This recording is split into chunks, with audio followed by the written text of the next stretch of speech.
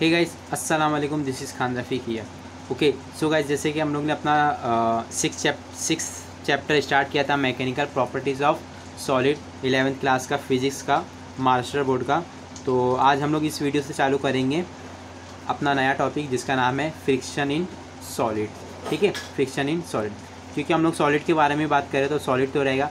Friction क्या होता है? देखो, फ्रिक्शन क्या होता है, सपोज़ करो अगर ये रोड है, सपोज़ करो ये रोड है। अब ये रोड के ऊपर कार अगर चल रही है, सपोज़ करो ऐसा, ये कार है, ये कार है, ठीक है। ये कार का जो टायर रहेगा, जो नीचे जो टायर रहता है ना, जो नीचे टायर, और जो रोड है, और जो ये कार के नीचे एक टायर रहेगा, टायर और रोड के बीच में क्या आएगा? फ्रिक्शन पैदा होगा। देखो, कार इधर मूव हो रही है तो जो रोड है वो चाहेगा कि कार को वो इस तरफ डायरेक्शन में मूव करे। कौन सी डायरेक्शन में? देखो मेरा हाथ देखो, इस तरफ डायरेक्शन में मूव करे। लेकिन कार कैसे मूव हो रही है?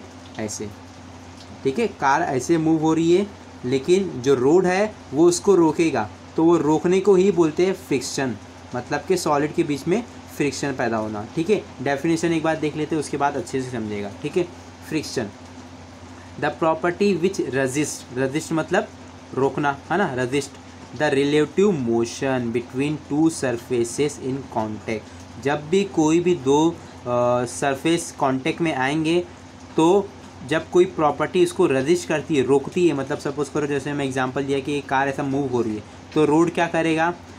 रोड और टायर क्या करेंगे? एक दूसरे को अपोज करेंगे। अगर टायर ऐसे जा रहा है, मतलब कार ऐसे जा रही है, तो जो रोड है वो कार को इस डायरेक्शन में करेगा, रजिस्ट करेगा, उसको रोकेगा, आगे नहीं जाने देगा, ऐसा रोकेगा। ठीक है, उसी को बोलते हैं फ्रिक्शन। समझ में आया? Simple definition, the property which resist मतलब रोकना, the relative motion between two surfaces in contact. समझ में आ रहा है? दो सरफेसेस जब कॉन्टैक्ट में रहेंगे और there is a relative motion, then it is called friction, वहाँ पे पैदा होगा, इज कॉल्ड फ्रिक्शन।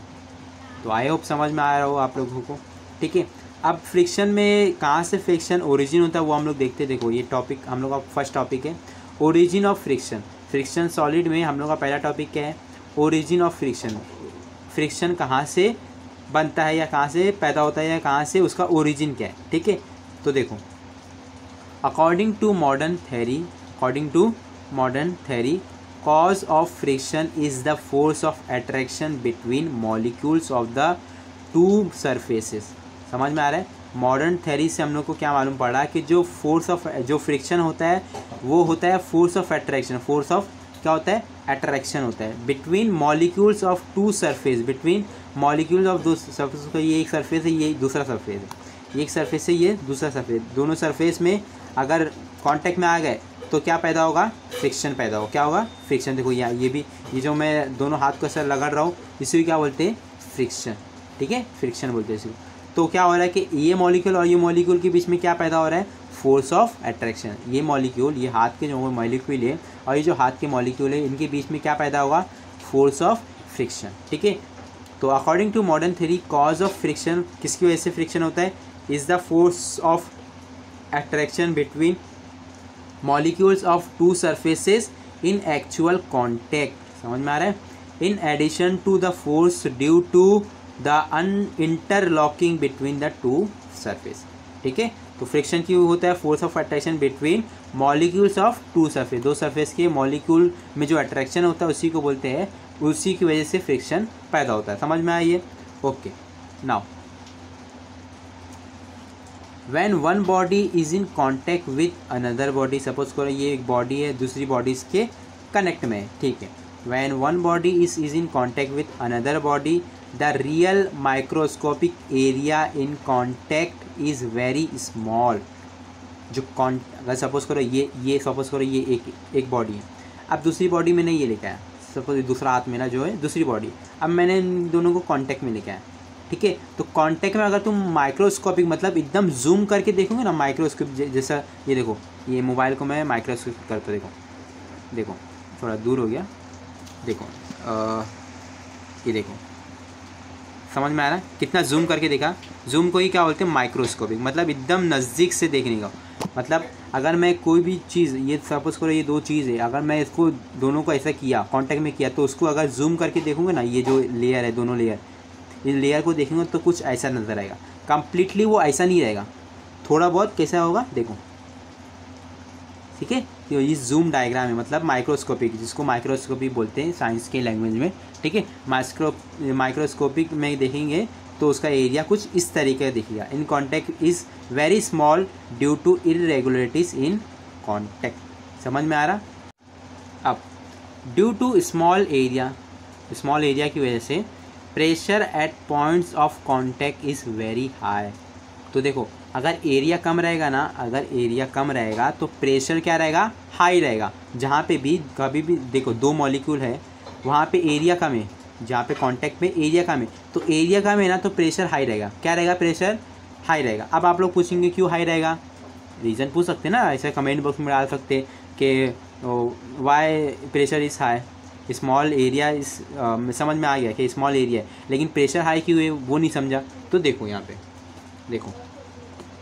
देखो, इसलिए मैंने बोला था 11th का फर्स्ट चैप्टर का वीडियो मैंने अपलोड कर चुका, तो 11th का फर्स्ट चैप्टर का वीडियो भी देखो, बट नहीं देखो तो फिर भी यहाँ पे देख लो। देखो 11th क्लास के जो मार्शल बोर्ड के जो फर्स्ट चैप्टर है जिसका नाम है यूनिट्स एंड मेजरमेंट, उसमें आप लोगों ने एक फार्मूला देखा था प्रेशर का, याद होगा अगर तो। प्रेशर का फार्मूला क्या होता है मालूम आप लोगों को? प्रेशर का फार्मूला होता है pressure is equal to force upon area. Force upon area होता है कि नहीं होता है ये, ठीक है। ये फार्मूला आप लोगों को मालूम है, फोर्स अपॉन एरिया होता है। अब देखो एरिया क्या हो रहा है, डिक्रीज हो रहा है। डिक्रीज मतलब स्मॉल है मतलब डिक्रीज हो रहा है ना, लार्ज है मतलब बढ़ रहा है, स्मॉल हो रहा है मतलब कि डिक्रीज हो रहा है। तो जब ये डिक्रीज होगा तो ये क्या होगा, इंक्रीज होगा ऑब्वियसली, क्योंकि ये इन्वर्सली प्रोपोर्शनल है।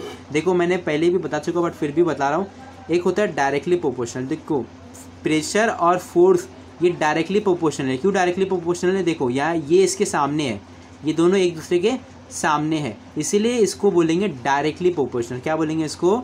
स्पेलिंग देख लो, डायरेक्टली प्रोपोर्शनल। क्या बोलेंगे? Directly proportional. और प्रेशर और एरिया कैसे? Inversely proportional. कैसे है ये? Inversely proportional. क्या है? Inversely proportional. अगर जो सामने रहेंगे डायरेक्टली प्रोपोर्शनल, जो नीचे रहेंगे 1/, में रहेंगे उसको बोलेंगे इनवर्सली प्रोपोर्शनल। मतलब फोर्स प्रेशर के डायरेक्टली प्रोपोर्शनल है लेकिन एरिया के इनवर्सली प्रोपोर्शनल है। अब डायरेक्टली और इनवर्सली का मतलब क्या होता है? डायरेक्टली का मतलब ये होता है कि अगर फोर्स बढ़ेगा, मेरी बात को अच्छे से समझो, ठीक है।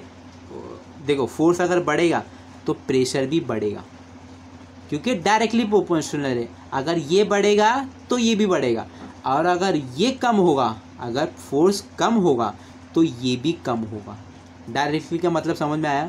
जो इसके साथ होगा उसके साथ भी वही होगा मतलब। लेकिन एरिया क्या है? एरिया इनवर्सली प्रोपोर्शनल है, तो अगर ये कम होगा तो ये बढ़ेगा। याद रखना ये डिफरेंस है, डायरेक्टली और इनवर्सली में ये डिफरेंस है। ये कम होगा तो ये बढ़ेगा, और अगर ये बढ़ेगा तो ये कम होगा। एरिया अगर बढ़ेगा तो ये कम होगा। ये है इनवर्सली और डायरेक्टली में फ़र्क। समझा फ़र्क? जो इसके साथ होगा वो इसके साथ होगा, लेकिन जो इसके साथ होगा उसका अपोजिट इधर होगा। डायरेक्टली में क्या होता है? इंक्रीज तो इंक्रीज, डिक्रीज तो डिक्रीज, लेकिन इनवर्सली में क्या होता है? डिक्रीज हो रहा है तो इंक्रीज होगा, इंक्रीज हो रहा है तो डिक्रीज होगा, अपोजिट होगा। तो देखो एरिया क्या है? स्मॉल हो रहा है, स्मॉल मतलब डिक्रीज हो रहा है, तो प्रेशर क्या होगा? बढ़ेगा, है ना। तो यहीं पे देखो pressure at points of contact, जहाँ पे कॉन्टैक्ट है दो मॉलिक्यूल का, इज़ वेरी हाई। क्यों? एरिया स्मॉल है ना, दैट्स वाई। समझा ये? तो आई होप समझ में आ रहा हो आप लोगों, ठीक है। Now hence there is a strong force of attraction between the surfaces in contact. इसी की वजह से, क्योंकि प्रेशर बढ़ गया तो प्रेशर बढ़ गया तो फोर्स भी बढ़ेगा। देखो ना, अभी बताया मैंने, देखो यहाँ से देखो, प्रेशर अगर बढ़ा तो फोर्स भी बढ़ेगा, क्योंकि मैंने जैसे बता चुका हूँ डायरेक्टली प्रोपोर्शनल है। डायरेक्टली प्रोपोर्शनल का मतलब क्या होता है? अगर ये बढ़ेगा तो ये भी बढ़ेगा, या ये बढ़ेगा तो ये भी बढ़ेगा। अगर ये कम होगा तो ये भी कम होगा, ये कम होगा तो ये भी कम होगा, क्योंकि डायरेक्टली सामने ही है ना। डायरेक्टली का मतलब क्या होता है? सामने ही है। तो देखो प्रेशर बढ़ रहा है तो hence there is a strong force भी वो स्ट्रॉन्ग होगा ना। वीक वो रहता मतलब इनवर्सली प्रोपोर्शनल, लेकिन स्ट्रॉन्ग मतलब प्रेशर हाई हो रहा है तो फोर्स भी हाई होगा तो मतलब स्ट्रॉन्ग फोर्स होगा। तो hence there is a strong force of attraction between the surfaces in contact. समझ में आ रहा है कि नहीं आ रहा? ठीक है, समझ में आया? ठीक है। अब देखो यहाँ पे हम लोग पढ़ेंगे दो टाइप के फोर्स कितने टाइप के इस चैप्टर में? दो टाइप के। मुझे बताओ, पढ़ के देखो यहाँ पे। पहला क्या है? Cohesive force. पहला क्या है? Cohesive force. दूसरा क्या है? Adhesive force. पहला क्या है? Cohesive force. दूसरा क्या है? Adhesive force. समझ में आ रहा है? कोहेसिव फोर्स क्या है? पढ़ लो ना, एक बार देख ले, पढ़ लेते। इफ़ बोथ द सरफेसेस, मतलब दोनों सरफेस जो है, if both the surfaces are of the same material, अगर जो दो सरफेस, सपोज करो ये हाथ दोनों कांटेक्ट में। अब देखो ये हाथ भी मिट्टी का, ये हाथ भी मिट्टी का है, तो मिट्टी का मतलब दोनों का मटेरियल क्या है? सेम है। तो ये फोर्स को बोलेंगे, वहाँ पे जो फोर्स लगेगा, जो फोर्स ऑफ अट्रैक्शन होगा, उस फोर्स को बोलेंगे कोहेसिव फोर्स। जो फोर्स हम लोग को मिल रहा था ना, ये स्ट्रॉन्ग फोर्स, तो यहाँ पे भी जो अगर दो मटेरियल अगर सरफेस कांटेक्ट में आ रहे हैं, तो वहाँ क्यों आ रहे हैं? फोर्स ऑफ अट्रैक्शन की वजह से। तो वो फोर्स ऑफ अट्रैक्शन को क्या बोलेंगे? Cohesive force. समझ में आ रहा है? आई होप डाउट पूरा के पूरा क्लियर हुआ होगा। ठीक है। तो if both the surfaces are of the same material the force of attraction is called cohesive force. समझ में आ रहा है? ठीक है। अब कोहेसिव क्या होता है? सेम मटेरियल होना चाहिए, तो जो फोर्स रहेगा उसको बोलेंगे कोहेसिव फोर्स। एडहेसिव क्या रहेगा? Opposite. If the surfaces are of different material, यहाँ पे क्या था बताओ? सेम मटेरियल, तो यहाँ पे क्या रहेगा? Different material. बस इतना ही है। If the surfaces are of different materials the force of attraction is called adhesive force. समझ में आ रहा है? ठीक है। नाउ आगे बढ़ते हैं। When the surfaces in contact become more and more smooth, when the surfaces in contact become more and more smooth, अगर सपोज करो जो दो ही सरफेस हम लोग ने लिए, जो कांटेक्ट में है, दो सरफेस कांटेक्ट में, वो बहुत स्मूथ है, बहुत मतलब स्मूथ है। स्मूथ मतलब समझ में आता है ना? स्मूथ है।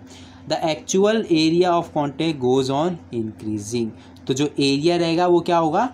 इंक्रीज होगा। अब वो स्मॉल नहीं रहेगा, क्योंकि स्मूथ है ना। स्मूथ मतलब कि देखो खड़बुड़ा, देखो स्मूथ का मतलब क्या होता है? स्मूथ का मतलब आप लोगों को मालूम, देखो ना हम लोग का ये हाथ भी कैसा स्मूथ एकदम, तो स्मूथ है। ठीक है। स्मूथ मतलब कि देखो ये, अच्छा ये यहाँ देखो, ये देखो, ये स्मूथ नहीं, ये क्या है? ये क्या बताओ मुझे, बोला था ये क्या है? रफ़ है ना, ये रफ़ है। क्यों रफ़ है? देखो यहाँ पे खड़बुड़ा रास्ता है, रोड देखे होंगे आप लोग ने, ये खड़बुड़ा रास्ता है अभी। लेकिन यहाँ पे क्या बोल दिया? स्मूथ का मतलब क्या होता है? कि स्मूथ का मतलब क्या होता है? यहाँ पे देखो, स्मूथ का मतलब होता है ये दो सरफेस है बहुत स्मूथ है। कैसे है? सॉरी, एक मिला के बनाने का, क्योंकि कांटेक्ट में ना, कांटेक्ट का मतलब क्या? दोनों मिले हुए, तो ये नहीं है। ठीक है, एक बार फिर से बना लेता हूँ।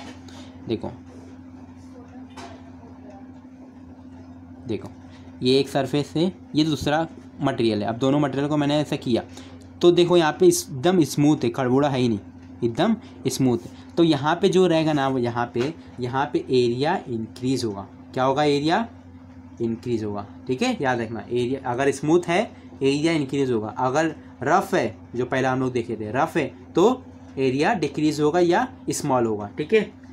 Due to this force of friction between the molecules increases, क्योंकि एरिया बढ़ रहा है तो फोर्स क्या होगा? फोर्स भी बढ़ेगा, क्योंकि force is directly proportional to area होता है। तो फोर्स अगर बढ़ रहा है तो एरिया बढ़ रहा है, तो फोर्स भी बढ़ेगा। And hence friction also increase, तो फ्रिक्शन भी बढ़ेगा। समझ में आ रहा है? फ्रिक्शन भी बढ़ेगा। ओके।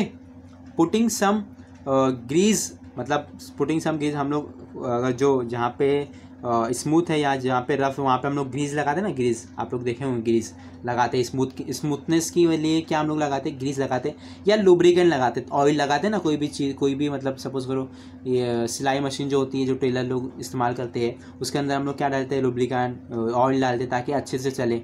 कोई भी मशीन में हम लोग डालते हैं, है ना, तेल डालते हैं, लुब्रिकेंट जिसको बोलते हैं। तो पुटिंग सम ग्रीस और other lubricant between two surfaces reduces the friction.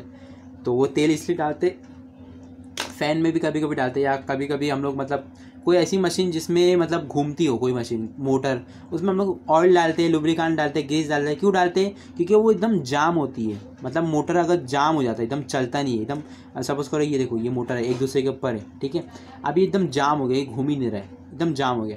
तो इसके अंदर मैं ऑयल डाल दूंगा, तो देखो अब ये एकदम स्मूथ घूमेगा, एकदम स्मूथ घूमेगा। समझ में आ रहा है? ठीक है, तो ग्रीस और लुब्रिकेंट क्यों डालते हैं? Between the reduce the friction, friction को रिड्यूस करने के लिए ग्रीस और लुब्रिकेंट का यूज़ करते हैं, एमसीक्यू में पूछ सकता है। पहला हम लोग ने क्या देखे थे? फ्रिक्शन देखे, फ्रिक्शन के बारे में, फिर फ्रिक्शन वो कहाँ से ओरिजिन होता है, कहाँ से पैदा होता है, क्या होता है, वो सब भी हम लोग देख चुके हैं। अब हम लोग देखेंगे सेकेंड जो है टाइप्स ऑफ फ्रिक्शन। फ्रिक्शन के भी कुछ टाइप होते हैं, वो हम लोग वन बाय वन देख लेते हैं। ठीक है, ये भी बहुत इंपॉर्टेंट है, यहाँ से भी क्वेश्चन कभी कभी पूछता है। ठीक है, तो पहला टाइप क्या है? Static friction. अच्छा, स्टैटिक का मतलब क्या होता है? स्टैटिक का मतलब क्या होता है? फिजिक्स में याद रखना, दो चीज़ होती है। कितनी चीज़ होती है? कितनी चीज़ होती है? दो चीज़। एक होता है स्टैटिक, एक होता है स्टैटिक, एक होता है डायनेमिक। याद रखना, बार बार बताऊंगा नहीं। ठीक है, एक होता है स्टैटिक, एक होता है डायनेमिक। स्टैटिक मतलब एट रेस्ट, एट रेस्ट मतलब के रुका हुआ। सपोज करो ये पेन रुकी हुई ना, चल रही क्या? ये पेन चल रही क्या? इधर से उधर हो रही क्या?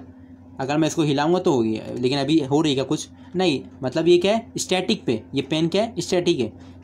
डायनेमिक का मतलब क्या है? एट मूविंग, एट मूविंग मतलब चलता। सपोज करो कोई इंसान चल रहा है, या कोई घड़ी चल रही है, या कोई भी चीज़ ऐसा मूविंग कर रही है, उसको क्या बोलेंगे? डायनेमिक। तो जो भी चीज़ एट रेस्ट में मतलब रुका हुआ है उसको बोलेंगे स्टैटिक, और जो चीज़ मूविंग में मतलब चल रही है उसको क्या बोलेंगे? डायनेमिक। समझ में आ रहा है? ठीक है, याद रखना ये हमेशा फिजिक्स में पूरा 11th 12th में याद रखना।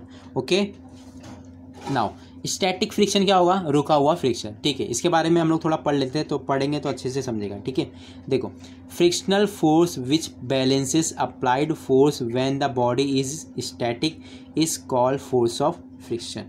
देखो, frictional force which balance, frictional force जो है वो बैलेंस करेगा। किसको बैलेंस करेगा? Applied force. सपोज करो, देखो यहाँ पे देखो, ये है टेबल। ठीक है, टेबल के ऊपर मैंने एक चीज़ कोई रखा था, कोई भी एक चीज़, बुक रखो या कोई भी चीज़ एक रखा। अब मैंने क्या किया पता है? वो बुक को ऐसा फोर्स से ऐसा खींचा, ये बुक जो रखा है, ये बुक को मैंने ऐसा फोर्स लगा के, देखो यहाँ पे फोर्स लगा हुआ है, फोर्स ऐसा खींच रहा हूँ। ठीक है, तो जो फ्रिक्शनल फोर्स रहेगा ना, जो ये जो बुक है और जो ये टेबल है, टेबल और जो बुक के बीच में जो ये फोर्स रहेगा, फ्रिक्शनल फोर्स इसी को बोलते हैं। आप लोगों को मालूम ही होगा, कॉन्टैक्ट पे बोलते हैं ना हम लोग, कॉन्टैक्ट पे फ्रिक्शनल फोर्स रहता है ना। तो फ्रिक्शनल फोर्स क्या करेगा पता है? The frictional force which balances applied force, वो जो ये अप्लाइड फोर्स लग रहा है उसको बैलेंस करेगा। क्या करेगा? बैलेंस करेगा। When the body is static, जब बॉडी, ये जो बॉडी है वो रुकी हुई है, is called force of static, is called force of static. समझ में आ रहा है? ये जो फ्रिक्शनल फोर्स जो रहेगा उसको बोलेंगे स्टैटिक फ्रिक्शन या फोर्स ऑफ स्टैटिक फ्रिक्शन, जिसको एफ से दिखाएंगे। क्यों? क्योंकि फोर्स है due to static friction, static friction. F को कैसे पढ़ेंगे? Static friction. समझा? Static friction. ठीक है, in other words static friction prevents sliding motion. In other words static friction prevents sliding motion. ठीक है, अब देखो यहाँ पे कुछ कंडीशन है, वो हम लोग पढ़ लेते हैं। देखो, पहला क्या है कि अगर जब जो फोर्स अप्लाइड हो रहा था, जो फोर्स है, ये फोर्स अगर मैक्सिमम फोर्स रहेगा, मैक्सिमम फोर्स के इक्वल रहेगा, तो ऑब्जेक्ट विल स्टार्ट मूविंग। क्योंकि अगर मैक्सिमम फोर्स हो गया, ये जो एफ है ये बहुत ज़्यादा फोर्स हो गया, मतलब मैक्सिमम फोर्स के इक्वल हो गया, बहुत ज़्यादा हो गया, तो ज़्यादा हो गया तो ये ऑब्जेक्ट हिलेगा। अब वो स्टैटिक पे नहीं रहेगा, अब वो स्टैटिक पे नहीं रहेगा, अब वो क्या होगा? वो हिलेगा, अपनी जगह से हिलेगा। क्यों? क्योंकि मैक्सिमम फोर्स के इक्वल हो गया वो, तो ऑब्जेक्ट विल स्टार्ट मूविंग। कभी कभी ये एमसीक्यू में पूछता है। ठीक है, इसलिए मैं बता रहा हूँ। ओके, नाउ सेकंड कंडीशन, अगर फोर्स, ये जो फोर्स है ना, ये फोर्स लेस देन, इसका मतलब क्या होता है मालूम होगा आप लोगों को? लेस देन, अगर लेस देन है मैक्सिमम फोर्स के, the force of static friction is equal to F. क्या रहेगा? The force of static friction is equal to F, force रहेगा। ठीक है, अब देखो, अगर force greater than or equal to maximum force है, ध्यान से सुनो, मैक्सिमम फोर्स से ज़्यादा है या उसके इक्वल है, the kinetic friction comes into play. Kinetic friction comes into the play. समझ में आ रहा है काइनेटिक फ्रिक्शन क्या होता है? वो हम लोग आगे देखते हैं। ठीक है, काइनेटिक फ्रिक्शन क्या होता है? Just before the body start, just before the body start होने से पहले, स्लाइडिंग ओवर अनदर बॉडी, कोई भी बॉडी स्टार्ट होने से पहले, मतलब मूविंग होने से पहले अदर बॉडी के ऊपर, the value of frictional force is maximum. तो जो फ्रिक्शनल फोर्स रहेगा, मतलब सपोज करो ये बॉडी है, ये बॉडी है, बॉडी के ऊपर एक और बॉडी है। ठीक है, अब ये बॉडी मूव होने से पहले मतलब रुकी हुई है, तो रुकी हुई में जो फ्रिक्शनल फोर्स रहेगा, जो फ्रिक्शनल फोर्स रहेगा वो क्या रहेगा, फ्रिक्शनल फोर्स इज मैक्सिमम, क्या रहेगा, फ्रिक्शनल फोर्स क्या रहेगा, मैक्सिमम रहेगा। तो इसी मैक्सिमम फोर्स को बोलते हैं it is called limiting force of friction. क्या बोलते हैं इसको, याद रखना, लिमिटिंग FL। देखो लिमिटिंग फोर्स ऑफ फ्रिक्शन को किसे दिखाते हैं, FL को कैसे पढ़ेंगे, देखो limiting L for limiting, F for force, limiting force of friction, friction पढ़ रहे हैं ना हम लोग, तो फ्रिक्शन, या फिर limiting force of static friction भी बोल सकते हो, ठीक है। नाउ अब हम लोग देखेंगे लॉ, ठीक है, लॉ देखेंगे अब हम लोग। देखो law of static friction, law of static friction, ठीक है। अब स्टैटिक फ्रिक्शन का जो लॉ है ना वो सिंपल लॉ है। देखो ये फॉर्मूला है, FL is directly proportional to N। N का मतलब क्या है, नॉर्मल रिएक्शन, N का मतलब क्या है, नॉर्मल रिएक्शन, ठीक है। FL का मतलब क्या है, limiting force of static friction, और इसका मतलब क्या है, डायरेक्टली प्रोपोर्शनल। अब भी मैंने बताया जो सामने सामने रहेगा उसको क्या बोलेंगे, डायरेक्टली प्रोपोर्शनल। तो simple, limiting force of static friction is directly proportional to normal reaction. हो गया याद, सिंपल। देखो यहाँ पे लिखा हुआ है, the limiting force of static friction is directly proportional to the normal reaction and between the two surfaces in contact. Simple, फॉर्मूले को देख के उसने डेफिनेशन बनाया, याद हो जाएगा, ठीक है। अब डायरेक्टली साइन की जो प्रोपोर्शनलिटी है तो उसके लिए उसको इज इक्वल टू लगाना पड़ेगा, फिर कांस्टेंट से मुझे मल्टीप्लाई करना पड़ेगा। ये डायरेक्टली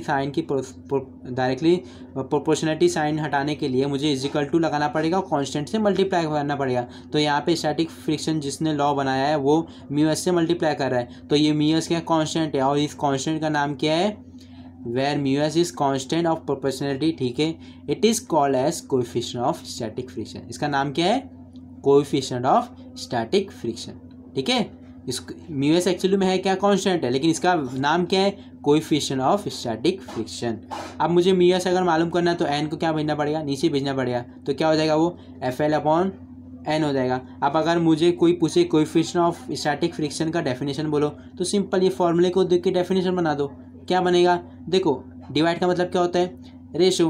तो देखो coefficient, the coefficient of static friction is defined as the ratio, ratio, ठीक है, रेशो है ना, रेशो किसका, ratio limiting force of friction और normal reaction, the ratio of limiting force of friction to the normal reaction, ठीक है। तो ये फॉर्मूले से डेफिनेशन बन गया, ठीक है। Now the limiting force of friction is independent of apparent area. जो लिमिटिंग फोर्स ऑफ फ्रिक्शन जो FL है ना वो किसके इंडिपेंडेंट रहेगा, इंडिपेंडेंट रहेगा एरिया के ऊपर, एपरेंट एरिया के ऊपर वो इंडिपेंडेंट है। वो एरिया बढ़ रहा है या कम हो रहा है या क्या हो रहा है जो भी, उसके ऊपर डिपेंड नहीं रहेगा, इंडिपेंडेंट रहेगा। क्या इंडिपेंडेंट रहेगा, लिमिटिंग फोर्स ऑफ फ्रिक्शन। अच्छा तो डिपेंड किसके ऊपर रहेगा वो देख लेते हैं। The limiting force of friction depends upon material, ठीक है। The limiting force of friction depends किसके ऊपर डिपेंड रहेगा, वो मटेरियल्स के ऊपर, in contact and the nature of their surface. समझ में आ रहा है, तो लिमिटिंग फोर्स किसके ऊपर डिपेंड रहेगा, कैसा मटेरियल है और कैसा नेचर ऑफ द सरफेसेस है, उसका नेचर कैसा है, रफ है, स्मूथ है, क्या है, ठीक है। तो उसके ऊपर लिमिटिंग फोर्स डिपेंड रहेगा। आई होप इतना समझ में आया होगा, ठीक है। तो नाउ नेक्स्ट टाइप क्या है, काइनेटिक फ्रिक्शन। काइनेटिक फ्रिक्शन हम लोगों ने पीछे ही देखे थे अभी, है ना, जब बॉडी मूव होना चालू हो जाएगी तब वो काइनेटिक फ्रिक्शन अंदर आएगा, काइनेटिक फ्रिक्शन गेम में आएगा, ठीक है। अब गेम में आया काइनेटिक फ्रिक्शन, कब काइनेटिक फ्रिक्शन आता है, जब बॉडी मूव होना स्टार्ट हो जाती है, ठीक है। तो काइनेटिक फ्रिक्शन का भी, अच्छा काइनेटिक फ्रिक्शन को हम लोग दूसरा नाम क्या दे सकते हैं, डायनेमिक फ्रिक्शन। मैंने बताया काइनेटिक को क्या, अच्छा नहीं बताया मैंने, ठीक है। काइनेटिक का मतलब क्या होता है, पता है, मूविंग होता है, और डायनेमिक का मतलब भी क्या होता है, मूविंग होता है। तो इसलिए काइनेटिक फ्रिक्शन बोलो या डायनेमिक फ्रिक्शन बोलो, एक ही बात है, ठीक है। तो क्या है काइनेटिक और dynamic friction, friction between two surfaces in contact when one body is actually sliding over the other body. एक बॉडी दूसरे की बॉडी के ऊपर स्लाइड कर रही है, देखो स्लाइड कर रही है, मूव कर रही है, तो इज कॉल्ड काइनेटिक फ्रिक्शन और डायनेमिक फ्रिक्शन। समझ में आया, इसका भी लॉ है, जैसा उसका लॉ था ना वैसे इसका भी लॉ। इसका लॉ क्या है, सिंपल, उधर क्या था, FL is directly proportional to N, यहाँ पे F के क्यों, काइनेटिक फ्रिक्शन है ना बाबा, वहाँ पे लिमिटिंग था, यहाँ पे काइनेटिक आएगा, सिंपल। तो the force of kinetic friction FK जिसको बोलेंगे इज डायरेक्टली प्रोपोर्शनल, देखो इसका मतलब क्या है, डायरेक्टली, तो is directly proportional to the normal reaction between the two surfaces in contact, ठीक है। तो F k is directly proportional to N. अब डायरेक्टली साइन हटाने के लिए मुझे इजिकल टू और म्यू के से मल्टीप्लाई करना पड़ेगा। अब वहाँ पे म्यू एस था, यहाँ पे म्यू के, क्यू वहाँ पे स्टैटिक फ्रिक्शन है ना, ये डायनेमिक काइनेटिक फ्रिक्शन, तो इसलिए के आया, ताकि समझ में आए कि हाँ के है ना, मतलब काइनेटिक फ्रिक्शन का कॉन्स्टेंट है, ठीक है। तो जो म्यू के है, सॉरी यहाँ पे ये म्यू के है, ये म्यू एस लिख दिया मैंने, म्यू के रहेगा क्योंकि म्यू एस वहाँ पे आया ना, यहाँ पे म्यू के आएगा, ठीक है। तो कांस्टेंट जो म्यू के है वो क्या है, कांस्टेंट है, और उसका नाम क्या है, कोएफिशिएंट ऑफ काइनेटिक फ्रिक्शन। वहाँ पे क्या था, कोएफिशिएंट ऑफ स्टैटिक फ्रिक्शन, क्योंकि वो स्टैटिक फ्रिक्शन था, यहाँ पे कोएफिशिएंट ऑफ काइनेटिक फ्रिक्शन। तो म्यू के, अगर मुझे म्यू के मालूम करना है तो एन को मुझे नीचे ही भेजना पड़ेगा, तो देखो एफ के अपॉन एन। इसी को देख के इसने डेफिनेशन बना दिया। अगर मुझे कोएफिशिएंट ऑफ काइनेटिक फ्रिक्शन का डेफिनेशन अगर कोई पूछे तो ये फॉर्मूला देखो, और ये फॉर्मूले को बना के उसने डेफिनेशन बना दिया।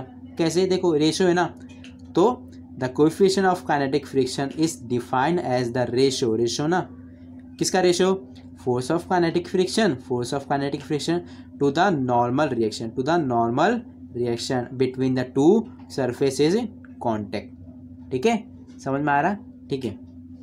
Now force of kinetic friction is independent. अच्छा, काइनेटिक फ्रिक्शन जैसे हम लोग देखे थे, स्टैटिक फ्रिक्शन देखे थे, वैसे काइनेटिक फ्रिक्शन भी देखेंगे। काइनेटिक फ्रिक्शन जो रहेगा वो इंडिपेंडेंट ऑफ शेप के, कैसा शेप है, independent of shape and apparent area, ठीक है। याद रखना, कभी कभी एमसीक्यू में पूछता है काइनेटिक फ्रिक्शन किसके ऊपर इंडिपेंडेंट है, जिसके ऊपर डिपेंड नहीं है, किसके ऊपर, शेप और एरिया। उसके अंदर क्या था, सिर्फ एरिया, लेकिन इसके अंदर शेप एंड एरिया, ठीक है। शेप कैसा है उसका बॉडी का, और उसका एरिया क्या है, कॉन्टेक्ट का जो एरिया क्या है, सरफेसेस का जो कॉन्टेक्ट का एरिया है वो कैसा है, ठीक है। तो वो इंडिपेंडेंट है, उसके ऊपर इंडिपेंडेंट है वो, मतलब उसके ऊपर डिपेंड नहीं है कि वो बढ़ रहा है कम हो रहा है। तो डिपेंड किसके ऊपर रहेगा वो भी देख लेते हैं। The force of kinetic friction depends upon nature and material, same पहले की तरह, नेचर और material of the surfaces in contact. समझ में आ रहा है, ठीक है, सेम एकदम, ठीक है। The magnitude of the force of kinetic friction is independent of the relative velocity, ठीक है। वो किसके इंडिपेंडेंट रहेगा, relative velocity between the object, मतलब जो वेलोसिटी से जो ऑब्जेक्ट मूव हो रहा है, मतलब सपोज करो ये एक दूसरा ऑब्जेक्ट, ये ऑब्जेक्ट मूव हो रहा है, तो जो वेलोसिटी से मूव हो रहा है वो वेलोसिटी से हम लोग को कोई लेना देना नहीं है, वो वेलोसिटी से मुझे कोई लेना देना नहीं है। इंडिपेंडेंट का मतलब वही होता है ना कि रिलेटिव वेलोसिटी मुझे, मतलब रिलेटिव वेलोसिटी कितना है वो हम लोग को मालूम नहीं करना, ठीक है। तो relative velocity between the object and the surface provided that the relative velocity is neither too large nor too small, ठीक है। बस इतना समझ, ये पॉइंट में समझ कर लो कि जो रिलेटिव वेलोसिटी है वो इंडिपेंडेंट है, किसकी इंडिपेंडेंट है, काइनेटिक फ्रिक्शन जो वो है इंडिपेंडेंट है, किसके इंडिपेंडेंट है, रिलेटिव वेलोसिटी, मतलब रिलेटिव वेलोसिटी कितना है उससे फ़र्क नहीं पड़ता, किसको फ़र्क नहीं पड़ता, काइनेटिक फ्रिक्शन को, ठीक है। तो ये हो गया हम लोग का काइनेटिक फ्रिक्शन। अभी हम लोग देखेंगे रोलिंग फ्रिक्शन, ठीक है। रोलिंग फ्रिक्शन ये एकदम छोटा सा है, ठीक है। क्या है रोलिंग फ्रिक्शन, इसका डेफिनेशन पढ़ लेते हैं एक बार तो अच्छे से समझेगा, ठीक है। Friction between two bodies in contact when one body is rolling over the other, जब भी कोई एक बॉडी है दूसरी बॉडी के ऊपर रोल हो रही है, मतलब घूम रही है, ठीक है। सपोज करो ये है, अब मैं कोई ऐसी चीज़ लिया वो ऐसा घूम रहा है इसके ऊपर कुछ सर्कल में, ठीक है। अभी ये सर्कल तो है नहीं, तो कोई सर्कल में ऐसा घूम रहा है, तो जो फ्रिक्शन रहेगा उस फ्रिक्शन को बोलेंगे रोलिंग फ्रिक्शन, क्योंकि रोल हो रहा है ना, घूम रहा है वो, रोल हो रहा है, मतलब अभी तक देखो ऐसा था, ठीक है। तो ये फ्रिक्शन था, बट अभी क्या हो रहा है कि कोई चीज़ मैंने, अभी कोई मुझे सर्कल तो दिख नहीं रहा है, सपोज करो देखो ये सर्कल है, ठीक है। अब ये सर्कल देखो रोल हो रहा है, घूमता रहेगा, ऐसा घूमता रहेगा, ऐसा देखो ऐसा पूरा घूमता रहेगा, ठीक है। तो जो रोल हो रहा है, जो सर्कल जो रोल हो रहा है, और जो एरिया है, और जो रोल होने का जो एरिया है, ये मतलब ये वाला एरिया, ये पूरा, ये फ्रिक्शन दोनों सरफेस में कांटेक्ट में आएगा, तो फ्रिक्शन होगा, तो उस फ्रिक्शन को बोलेंगे रोलिंग फ्रिक्शन। रोलिंग होने की वजह से फ्रिक्शन प्रोड्यूस हो रहा है, ठीक है। तो एकदम सिंपल डेफिनेशन है, friction between two bodies in contact when one body is rolling, one body एक, कम से कम कोई एक body, when one body is rolling over the other is called rolling. Suppose करो एक डायग्राम बना के दिखा सकता हूँ, देखो ये ये एक सरफेस है, उसके ऊपर मैं ये रोल कर रहा हूँ, ये घूम रहा है, ये सर्कल घूम रहा है पूरा, यहाँ तक आ गया। तो जो घूमते घूमते ये जो फ्रिक्शन पैदा हुआ, इस फ्रिक्शन को बोलेंगे रोलिंग मोशन, क्योंकि रोलिंग की वजह से हो रहा है, सर्कल घूमने की वजह से फ्रिक्शन हो रहा है, तो उसी को बोलेंगे रोलिंग फ्रिक्शन। ठीक है, तो ये 3 टाइप का फ्रिक्शन आप लोग को याद रखना हमेशा। एक है स्टैटिक फ्रिक्शन, दूसरा है काइनेटिक फ्रिक्शन, तीसरा है रोलिंग फ्रिक्शन, समझ में आ रहा है? ठीक है, अब नाउ हम लोग देख लेते हैं एडवांटेजेस, फ्रिक्शन का एडवांटेजेस है, क्यों फ्रिक्शन ज़रूरी है वो हम लोग देख लेते हैं। ठीक है, we can walk due to friction between ground and feet. अगर जो ज़मीन और जो हम लोग का जो पैर है, ये सपोज करो ज़मीन है और ये हम लोग का पैर है, ये दोनों पैर है, ठीक है, ऐसे चल रहे, तो अगर फ्रिक्शन रहेगा ही नहीं तो हम लोग चल ही नहीं सकते, फिसल जाएंगे। सपोज़ करो अगर मैं कोई यहाँ पे ये जो रोड है, रोड के ऊपर अगर मैं ऑयल डाल दूँगा तो कोई इंसान चलेगा तो फिसल जाएगा, है ना। रोड के ऊपर अगर मैं ऑयल डाल दूँ, लुब्रिकेंट डाल दूँ, तो फ्रिक्शन रहेगा ही नहीं, क्योंकि ऑयल और लुब्रिकेंट क्या करता है, जो लुब्रिकेंट रहता है, जो ऑयल रहता है, सपोज करो ऑयल ही ले लो, ऑयल सिंपल एग्जांपल, अगर ऑयल लूँगा तो जो फ्रिक्शन वो क्या करेगा, रिड्यूस कर देगा, फ्रिक्शन रिड्यूस कर देगा, मतलब कि ऑयल मैं पूरा डाल दूंगा तो इंसान जब चलेगा उसके ऊपर तो फिसल जाएगा वो, तो फ्रिक्शन फिसलेगा, मतलब फ्रिक्शन है ही नहीं, वहाँ पे फ्रिक्शन है ही नहीं, तो इसीलिए फ्रिक्शन होना ज़रूरी है, तो we can walk due to friction, friction की वजह से ही हम लोग वॉक कर पाते हैं ग्राउंड एंड फीट पे। ठीक है, we can hold object in hand due to static friction की वजह से कोई भी चीज़ हम लोग ऐसा होल्ड कर सकते हैं, देखो स्टैटिक फ्रिक्शन की वजह से। ठीक है, नाउ अगर ये फ्रिक्शन नहीं रहेगा तो हम लोग इस चीज़ को होल्ड नहीं कर सकते, ये गिर जाएगा। ठीक है, now brakes of vehicles work due to friction, जो व्हीकल जो कार का जो ब्रेक होता है वो किसके ऊपर वर्क करता है, ड्यू टू फ्रिक्शन। ठीक है, ये सब पॉइंट कभी कभी आता है, एडवांटेजेस पूछ लेता है एग्जाम में। ठीक है, तो आप लोगों को याद होना चाहिए। नाउ अभी हम लोग देख लिए एडवांटेजेस, तो उसका डिसएडवांटेज भी देखना पड़ेगा, बिकॉज डिसएडवांटेज अगर नहीं देखेंगे तो डिसएडवांटेजेस जो है वो बुरा मान जाएगा। ठीक है, तो डिसएडवांटेज मतलब इसकी खामियाँ। ठीक है, किसी खामियाँ फ्रिक्शन की। ठीक है, पहला क्या है, फ्रिक्शन अपोजिस मोशन, फ्रिक्शन क्या करता है, एक दूसरे मोशन को, मतलब सपोज करो ये जा रहा है तो इन दोनों के बीच में जो फ्रिक्शन है वो क्या करेगा, अपोज करेगा, रोकेगा, ये जो जा रहा है ना पेन, ये पेन को रोकेगा, जाने नहीं देगा, जैसे इंसान करता है, कोई अगर आगे बढ़ रहा है तो उसको पीछे करने की कोशिश करता है, हर इंसान नहीं करता है बट किसी में ऐसा होता है, तो इसीलिए उसका वो डिसएडवांटेजेस है। तो हमेशा एडवांटेजेस का काम करा करो, डिसएडवांटेजेस का मत काम किया करो। ठीक है, तो फ्रिक्शन अपोजेस मोशन, फ्रिक्शन क्या करता है, मोशन को रोकता है, अपोज करता है, मोशन को रोकता है। ठीक है, second, friction produces heat in different parts of machine, friction क्या करता है, heat in different parts of, वो मतलब प्रोड्यूस करता है, क्या प्रोड्यूस करता है, हीट, किसमें, डिफरेंट पार्ट्स ऑफ मशीन के अंदर हीट प्रोड्यूस करता है, कौन, friction. It is also produces noise, friction की वजह से नॉइज मतलब आवाज़ भी ज़्यादा होता है मशीन के अंदर। ठीक है, automobile engines consume more fuel due to friction, friction की वजह से ही ऑटोमोबाइल जो इंजन रहता है वो फ्यूल ज़्यादा लेता है, पेट्रोल ज़्यादा लेता है, पेट्रोल बोलो डीजल बोलो जो भी बोलो वो ज़्यादा लेता है, क्यों, इंजन के अंदर ऑटोमोबाइल इंजन क्या लेता है, फ्यूल पेट्रोल ज़्यादा लगता है, क्यों लेता है, फ्रिक्शन, तो वो भी इसका डिसएडवांटेजेस हुआ फ्रिक्शन की वजह से ही तेल, ऑयल, पेट्रोल, डीजल ज़्यादा ऑटोमोबाइल इंजन ले रहा है। ठीक है, ये हो गया इसका डिसएडवांटेजेस। अब हम लोग देखेंगे मेथड ऑफ रिड्यूसिंग फ्रिक्शन, हम लोग फ्रिक्शन को कैसे रिड्यूस कर सकते हैं वो भी देख लेते हैं। तो पहला मेथड क्या है, पहला मेथड है फ्रिक्शन को रिड्यूस करने का, पहला मेथड क्या है, मैंने जैसे बताया, ऑयल डालो, ग्रीस डालो या लुब्रिकेंट डालो, use of lubricants, oil and grease in different parts of a machine के अंदर अगर हम लोग ऑयल डालेंगे या ग्रीस डालेंगे या लुब्रिकेंट डालेंगे तो फ्रिक्शन वहाँ पे नहीं होगा। समझ में आ रहा है, जैसे कि हम लोग फैन में या मोटर में या कोई ऐसी चीज़ में जहाँ पे घूमने वाली चीज़ या कोई भी चीज़ इसमें हम लोग ऑयल, लुब्रिकेंट या ग्रीस डालेंगे तो उस वहाँ पे फ्रिक्शन नहीं होता। ठीक है, use of ball bearings converts kinetic friction into rolling friction, ball bearing क्या करता है, काइनेटिक फ्रिक्शन को रोलिंग फ्रिक्शन में कन्वर्ट करता है, क्योंकि रोलिंग फ्रिक्शन क्या है, वो कम फ्रिक्शन होता है, रोलिंग फ्रिक्शन क्या होता है, कम फ्रिक्शन होता है, काइनेटिक फ्रिक्शन ज़्यादा होता है।